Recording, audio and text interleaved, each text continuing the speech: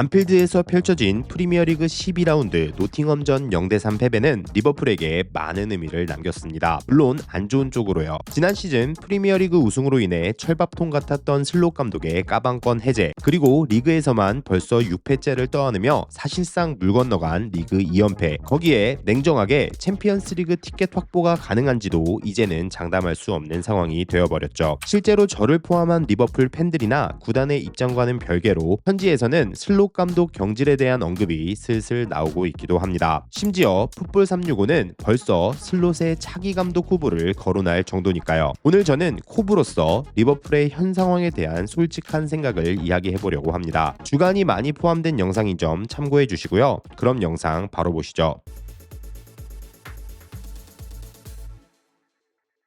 첫째, 아르네 슬롯.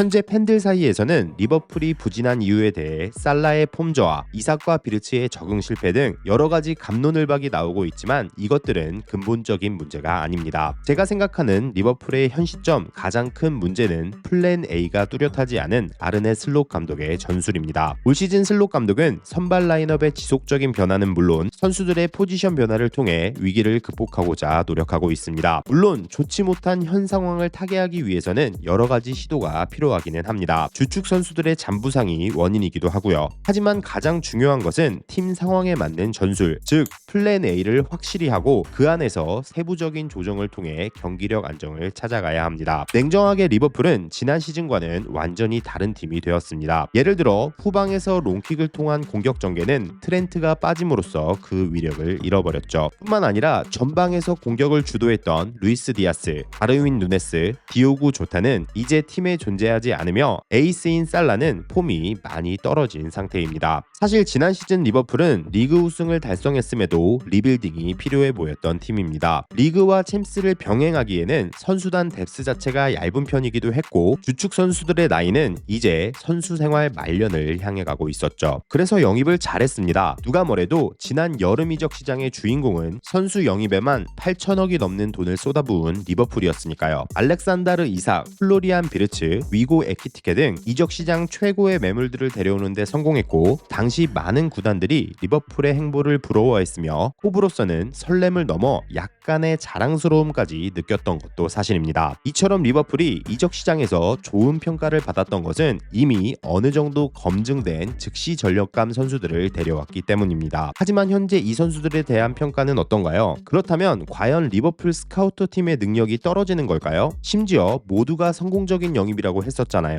당연히 슬롯 감독은 지난 시즌에 사용했던 전술에 새로운 선수들을 적응시켜야겠다는 선택을 할 수 있습니다. 어쨌든 우승을 달성했던 전술이니까요. 하지만 이제 새로 영입된 선수들이 현재 전술에 적합한 선수들이 아니라는 것은 증명되었습니다. 슬롯 감독은 자신의 판단이 틀렸음을 인정하고 새 판을 짜야 합니다. 개인적으로 살라의 부진 또한 전술적인 영향이 분명히 있다고 생각합니다. 지난 시즌 리버풀은 빌드업 시 트렌트가 중앙으로 들어와 숫자 싸움의 우위를 만들어주고 공을 돌려 상대를 끌어당긴 후 전방으로 다이렉트한 롱패스를 통해 살라에게 연결, 살라는 볼의 흐름을 살리는 움직임을 통해 수비수 한 명을 벗겨낸 뒤 컷백 혹은 직접 박스를 타격해 득점으로 연결하는 장면을 종종 보여주었습니다. 하지만 올 시즌 살라에게 공이 가는 순간을 보면 대체로 두세 명의 상대 수비에게 고립되어 있는 모습을 볼 수 있습니다. 그리고 살라는 이런 상황에서 강점을 볼 수 있는 선수가 아니죠. 그리고 올 여름 이적 시장서 동 포지션의 이삭과 에키티케를 동시에 영입한 것은 다소 의아했지만 슬롯이 두 선수의 공존법을 찾아낼 수 있을 거라고 믿었습니다. 그렇지 않으면 그 정도 돈을 쓰지는 않았을 테니까요. 물론 이삭의 잦은 부상도 영향이 있었겠지만은 현재 슬롯 감독은 대체로 두 선수를 동시에 기용하지 않습니다. 결국 리버풀은 영입생들을 중심으로 전술을 수정해야 합니다. 그러려고 8천억이 넘는 돈을 지불한 거 아니겠어요? 이제 리버풀 공격은 왼쪽 라인이 중심이 되어야 합니다. 사이드에 에키티케, 최전방에 이삭, 그리고 중앙에 비르츠를 세우면 자연스럽게 무게중심이 이동할 거예요. 세 선수 모두 왼쪽 편향적인 선수니까요. 그리고 이삭과 에키티케는 내려와서 받아주는 움직임도 훌륭하게 수행할 수 있는 선수들입니다. 그렇다면 세 선수의 삼각편대가 유기적으로 움직이며 상대 수비를 지속적으로 교란하고 공간을 만들어낼 수 있게 됩니다. 물론 이 작업에서 가장 중요한 것은 세 선수의 호흡이며 시간이 필요한 중요한 문제입니다. 그렇다면 함께할 수 있는 시간을 보장해주면 됩니다. 적어도 현재처럼 의미 없는 기다림은 아닐 거예요. 그리고 소보슬라이의 인버티드한 우풀백 기용으로 중앙에서의 숫자 싸움을 유리하게 만듦과 동시에 볼을 빠르게 전환할 수 있어야 합니다. 또한 로버트슨, 반다이크, 코나테로 3백을 형성하는 대신 메갈리스터로 왼쪽을 지원하게 하는 거죠. 물론 코나테가 많은 문제를 일으키고 있지만 현재로선 대안이 없어요. 아무튼 그렇게 왼쪽 편향적인 공격 루트를 만들어 상대 라인을 전체적으로 끌어당기고 킥이 좋은 비르츠, 맥칼리스터의 전환 패스를 통해 우측에 있는 살라에게 아이솔레이션 상황을 만들어줄 수 있습니다. 거기에 하프 스페이스 침투의 장점이 있는 흐라벤이 동시다발적으로 움직여주면 살라에게 더 확실한 득점 상황을 제공할 수 있죠. 개인적으로는 현재 리버풀의 세부 전술은 지나치게 복잡해졌다고 생각합니다. 물론 어떻게든 방법을 찾기 위한 슬롯 감독 고심의 결과겠지만 현 시점 리버풀은 조금 더 단순해져야 합니다. 당연히 콥으로서 슬롯 감독을 곧바로 경질해야 한다고 생각하지는 않습니다. 분명한 건 우리에게 리그 우승을 안겨준 감독이기도 하고 무엇보다 아직까지는 극복할 수 있다고 믿으니까요. 하지만 확실한 것은 적어도 지금과는 달라야 한다는 것입니다. 만약 지금과 같은 전술 기조로 계속해서 패배가 누적된다면 슬롯 감독의 경질 기사는 찌라시가 아닌 현실이 될 수도 있습니다. 둘째,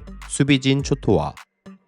올 시즌 리버풀의 가장 큰 약점을 하나만 꼽아보자면 그것은 역시 수비진의 불안정감이라고 볼 수 있습니다. 지난 시즌 대비 좌우 풀백이 모두 바뀌어 조직력에 문제가 생긴 것도 사실이지만 가장 큰 문제는 완전히 떨어져 버린 센터백 코나테의 폼입니다. 시즌 초반부터 다소 불안함을 노출했던 코나테는 시즌이 거듭될수록 나아지기는커녕 폼이 점점 떨어지는 모습을 보여주고 있습니다. 코나테는 A매치 휴식기 전에 치른 맨체스터 시티와의 경기에서 많은 실수를 저질렀으며 이후 노팅엄과의 경기에서도 계속해서 같은 약점을 반복해서 노출했죠. 코나테의 부진은 슬롯 감독으로서도 예상하지 못했을 거예요. 원래도 발밑이 불안하긴 했지만 이 정도까지는 아니었으니까요. 그리고 결과론적이긴 하지만 이번 여름 이적 시장에서의 센터백 보강 실패가 계속해서 거론될 수밖에 없죠. 아무튼 현재 리버풀의 얇디 수비진 뎁스는 슬롯 감독의 능력만을 탓하기에는 그에게 너무 가혹한 처사라는 생각이 들기도 합니다. 셋째, 목표 재설정. 시즌 시작 전 리버풀의 목표는 당연히 리그 2연패였습니다. 그리고 챔피언스 리그에서도 최소 4강 이상을 목표로 했을 거고요. 하지만 현 시점 리버풀의 목표는 현실적으로 재조정되어야 합니다. 이미 리버풀은 리그에서만 6패를 기록하고 있습니다. 지난 시즌 우승팀인 리버풀이 기록한 패배는 4패, 그전 시즌 우승팀인 맨시티가 기록한 패배는 3패에 불과합니다. 지난 10년간 6패 이상을 기록하고도 우승에 성공했던 클럽은 20-21 시즌 6패 를 기록하고 우승한 맨체스터 시티 단 한 팀뿐이죠. 냉정하게 리버풀의 올 시즌 우승 가능성은 희박하다고 봐야 합니다. 솔직히 챔피언스리그 티켓 확보도 낙관적이지는 않습니다. 적어도 최근 리버풀의 흐름만 놓고 보면 챔스권이 아니라 오히려 강등권에 있어야 하는 성적이 맞죠. 그렇기에 리버풀은 일단은 성적이 아닌 팀 분위기를 최대한 빠르게 끌어올리고 앞서 언급했던 것처럼 플랜 A를 제대로 만들어가야 합니다. 당장은 멀리 보고 올 시즌 리버풀은 최소 몇 위를 기록해야 한다는 등 이런 현실성 떨어지는 목표 말고 지금 닥친 한 경기 한 경기를 긍정적인 방향으로 바꾼다는 것을 목표로 설정해야 합니다. 이런 과정이 제대로 이루어진다면 리버풀의 경기력은 얼마든지 바뀔 수 있고 결국 어느 정도의 성적은 따라올 것입니다. 다가오는 챔피언스리그 아인트호벤과의 경기에서는 조금 바뀐 모습을 기대하며 영상 마치겠습니다. 그리고 여러 가지 이유로 인해 해축이 채널을 접고 새로운 축구 채널을 개설하게 되었습니다. 이유를 일일이 설명드릴 수는 없지만 앞으로 바코비 채널을 통해 더욱 재밌는 축구 관련 컨텐츠 업로드할 예정이니 많은 관심 부탁드립니다. 아무튼 지금까지 바코비였습니다. 시청해주셔서 감사드리고요. 좋은 하루 되세요.